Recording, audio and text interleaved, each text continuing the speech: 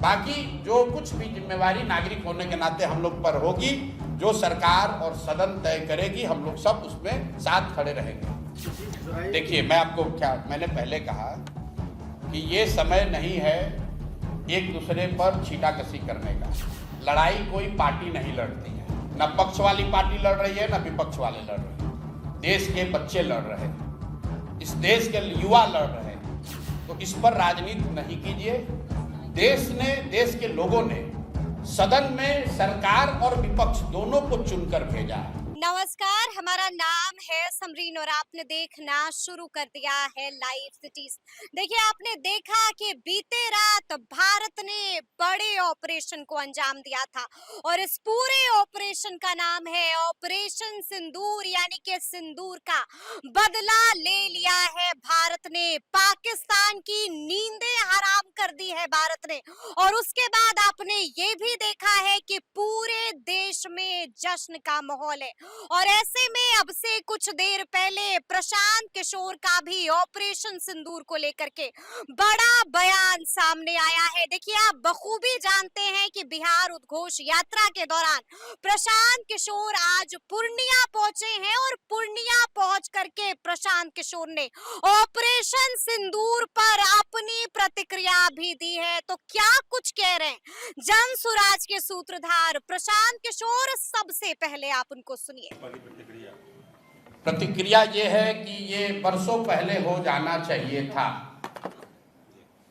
आज आपने अगर सेना का जो अभी प्रेस ब्रीफिंग हुआ है उसमें आपने सुना, उन्होंने कहा कि पिछले 3 दशकों से इस तरह के कैंप, इस तरह की गतिविधियां पाकिस्तान के साइड से होती रही हैं।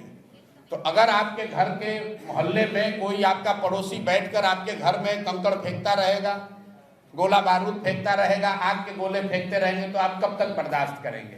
कभी ना कभी उसका उत्तर दिया ही जाएगा।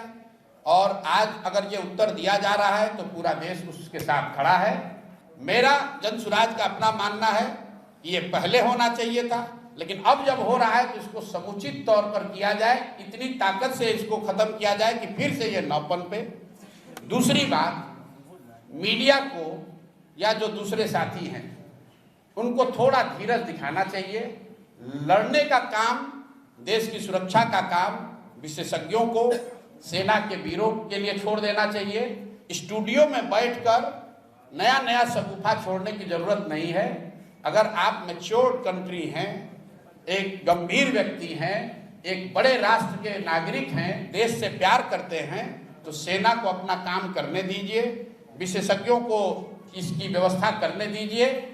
आप और हमसे आपसे अपेक्षा ये है कि हम लोग पूरी तरीके से अपने प्रार्थनाओं में, अपने दुआओं में, अपनी भावनाओं में, अपने कार्यशैली में सेना के प्रति, और जो सेना के साथ जो साथी इसमें जुड़े हुए हैं, जो इस काम को कर रहे हैं, हम लोग उनके साथ खड़े रहें। इसका मजाक न बनाएं, इसको टीआरपी बढ़ाने का जरिया न बनाएं। ये गंभीर मामला है। और हम लोग अंतिम बात इसमें ये कहना चाहते हैं कि जनसुराज परिवार की ओर से हम लोग इस बात के लिए प्रार्थना करते हैं कि कोई भी भारतीय नागरिक, कोई भी जवान उस हताहत न हो, भगवान न करे किसी के साथ कोई दुर्घटना ना हो। आपके हमारे लिए ये कहना बहुत आसान है कि फलाना आदमी, इतने लोग शहीद हो गए। आपके लिए वो कहानी हो सकती है, किसी के लिए वो परिवार है, किसी के लिए वो जिंदगी है। तो हम लोग ये प्रार्थना करते हैं कि ये जो भी कार्रवाई चल रही है, इसमें भारत के लोगों का, जो साथी, जो यहाँ के वीर पुत्र, जो लोग लड़ रहे हैं या जिनको जो जिम्मेवारी दी गई है, जो जिम्मेवारी निभा रहे हैं, उनको, उनमें से कोई हताहत ना हो, उनको कोई उनके साथ दुर्घटना ना हो। बाकी जो कुछ भी जिम्मेवारी नागरिक होने के नाते हम लोग पर होगी, जो सरकार और सदन तय करेगी, हम लोग सब उसमें साथ खड़े रहेंगे। इसी सवाल को आगे बढ़ाते हुए विपक्षी पार्टियां जो है वो दिन गिनती कर रही हैं कि 13 दिन हो गए, 14 दिन हो गए, सरकार अटैक क्यों नहीं कर रही है? क्या किसी देश पर अटैक कर देना इतना आसान है? हम उदाहरण के तौर पर इजराइल और रसिया को देख रहे हैं। इजराइल, देखिए, मैंने पहले कहा कि ये समय नहीं है एक दूसरे पर छीटाकशी करने का। लड़ाई कोई पार्टी नहीं लड़ती है, न पक्ष वाली पार्टी लड़ रही है, न विपक्ष वाले लड़ रहे हैं। देश के बच्चे लड़ रहे हैं, इस देश के युवा लड़ रहे हैं, तो इस पर राजनीति नहीं कीजिए। देश के लोगों ने सदन में सरकार और विपक्ष दोनों को चुनकर भेजा है, दोनों को उनकी जिम्मेवारी दी गई है।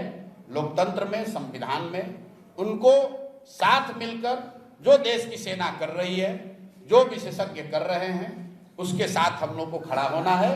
उनको ऑपरेशनल फ्रीडम है, जैसा कि हम लोग प्रेस से पढ़ रहे हैं, लेकिन जो राजनीतिक नेतृत्व है वो तो देश की सरकार को ही करना है। जब इंदिरा जी थी तब कांग्रेस की सरकार थी, तब भी सब लोग साथ खड़े थे। आज भाजपा की सरकार है तब भी साथ खड़े सब होंगे। और जब देश का मामला होगा, सरकार किसी की हो, लोग देश के साथ खड़े हैं, किसी नेता और दल के साथ नहीं खड़े हैं। इसलिए देश के साथ खड़े होइए, वो मोमेंट है। और मुझे कहने की जरूरत नहीं है, देश अपने आप, हर वो व्यक्ति जो इस मिट्टी से प्रेम करता है, इस देश से प्रेम करता है, वो अपने आप खड़ा होगा।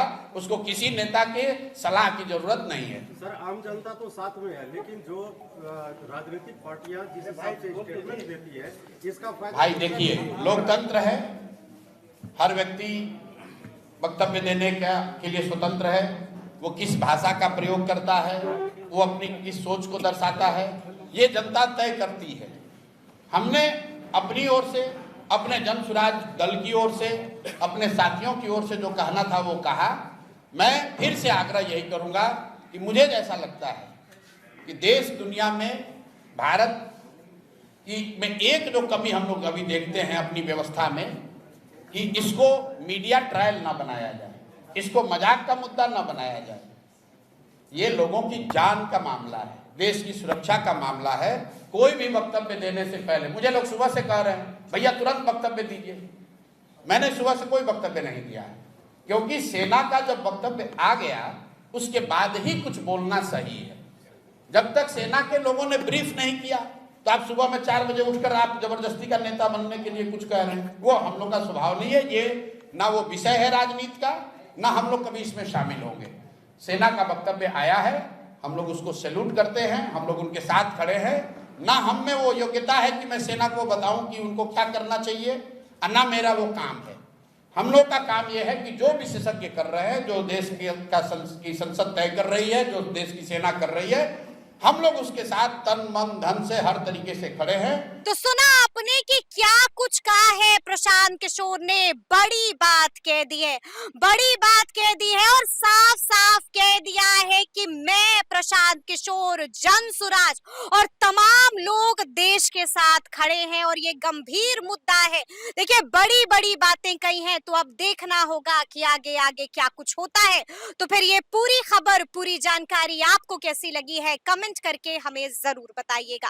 तो ऐसे तमाम अपडेट्स के लिए बिल्कुल ऐसे ही हमारे साथ बने रहिएगा और देखते रहिएगा लाइव सिटीज। बहुत शुक्रिया।